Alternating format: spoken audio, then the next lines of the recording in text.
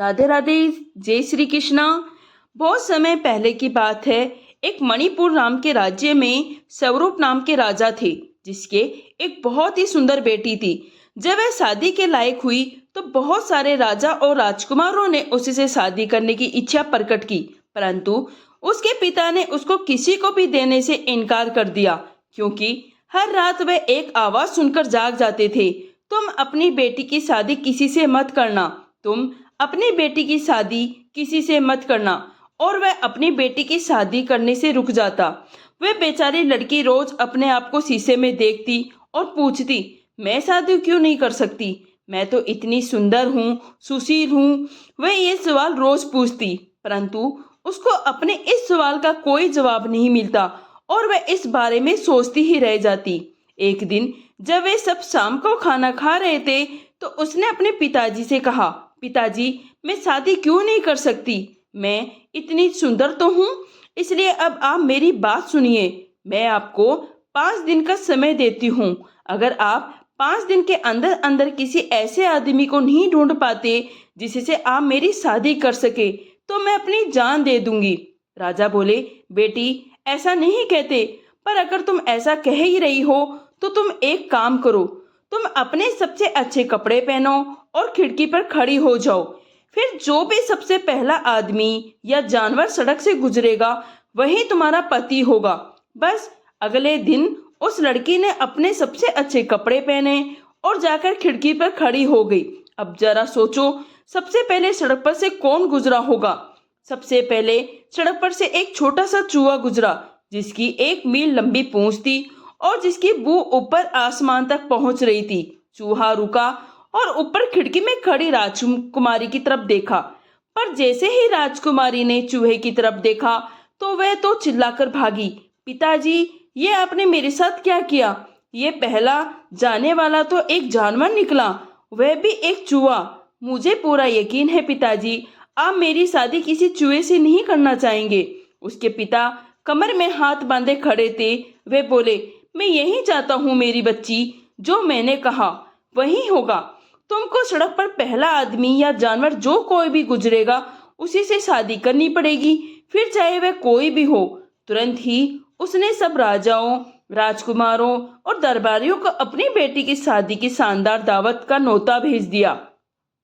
सारे मेहमान बड़ी शानो शौकत से दावत में आए और आकर अपनी अपनी जगहों पर बैठ गए, परंतु दूल्हे का अभी तक कोई पता नहीं था।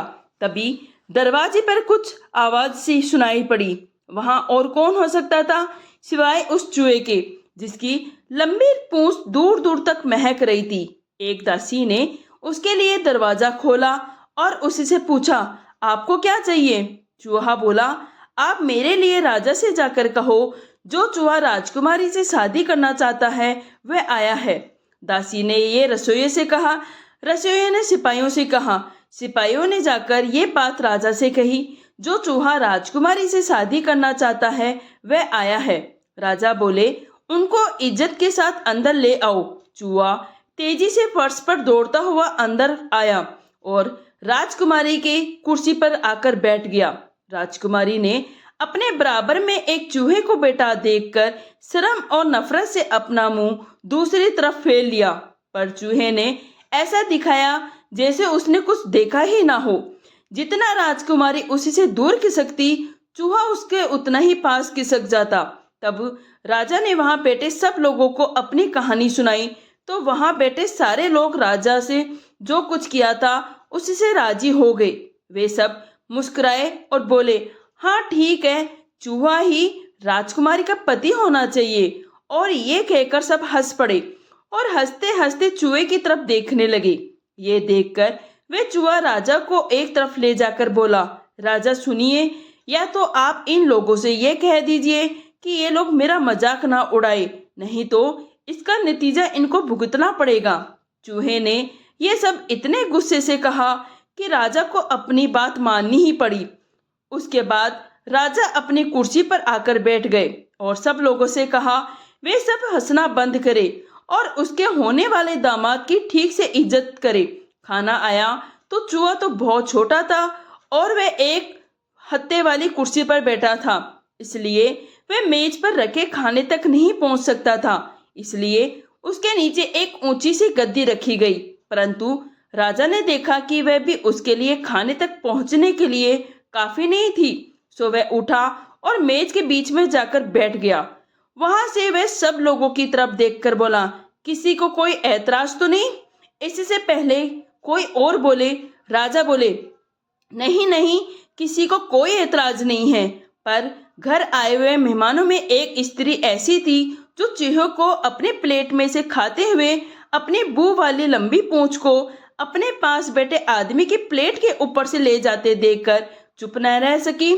जब चूहे ने उस स्त्री की प्लेट में से खाना खत्म कर लिया तो वह दूसरे मेहमानों की तरफ चला तो वह बोली, उफ, कितना गंदा, किसने इतनी गंदी चीज देखी होगी। मुझे तो अपने आंखों पर विश्वास ही नहीं हो रहा कि मैं इतनी गंदी चीज एक राजा की खाने की मेज पर देख रही हूँ।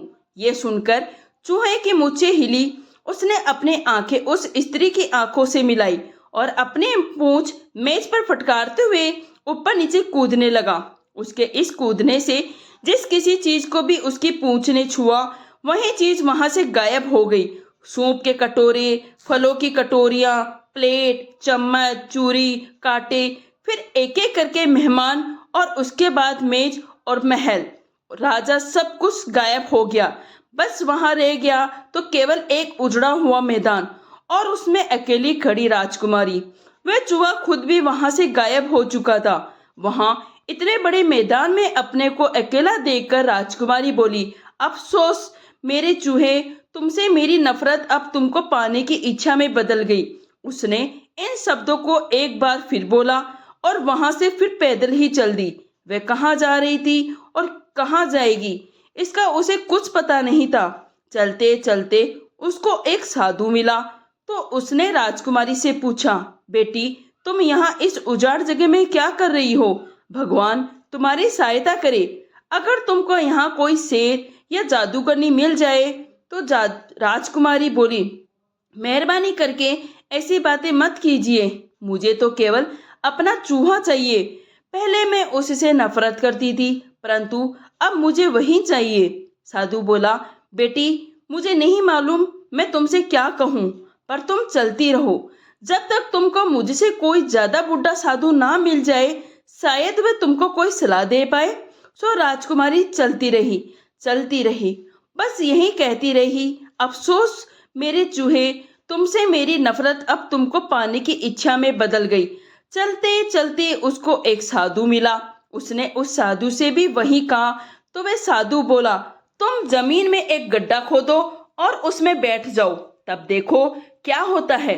अब राजकुमारी के पास गड्ढा खोदने के लिए वहां कुछ था नहीं, तो उस बेचारी ने अपने बालों में से एक बालों में लगाने वाली पिन निकाली और उसी से गड्ढा खोदने लगी और तब तक खोदती रही जब तक वह गड्ढा इतना बड़ा नहीं हो गया है कि वह उसमें खुद बैठ सकती।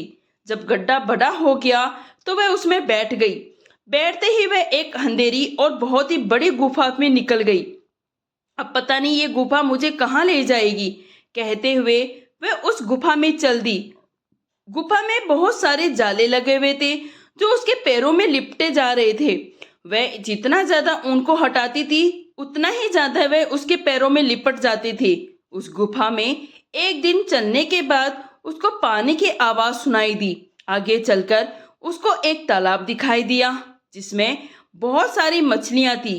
उसने अपना एक पैर उस तालाब में रखा, परंतु वह उसमें दूसरा पैर नहीं रख पाई क्योंकि वह तालाब बहुत ही गहरा था। वह अब पीछे गड्ढे के लिए भी नहीं जा सकती थी क्योंकि वह गड्ढा तो उसके गुफा में आते ही बंद हो गया था। उसने फिर दोहराया, अफसोस मेरे चूहे, तुमसे मेरी नफरत अब तुमको पाने की इच्छा में बदल गई। इस पर उस तालाब का पानी ऊपर उठना शुरू हो गया। वहां से बच निकलने का कोई जगह नहीं थी, सो वह उस तालाब में कूद पड़ी। जब वह पानी में थी तो उसने देखा वह पानी में नहीं है, बल्कि वह तो एक बड़े से महल में खड़ी थी। उस महल का पहला कमरा हीरो का बना हुआ था, दूसरा कमरा मखमल का था और तीसरा कमरा पूरा सितारों का बना हुआ था। इस तरह वह उस महल के कमरों में घूमती रही। सब कमरों में कीमती कालीन बिछे हुए थे और सब कमरों में चमकीले लैंप जल रहे थे।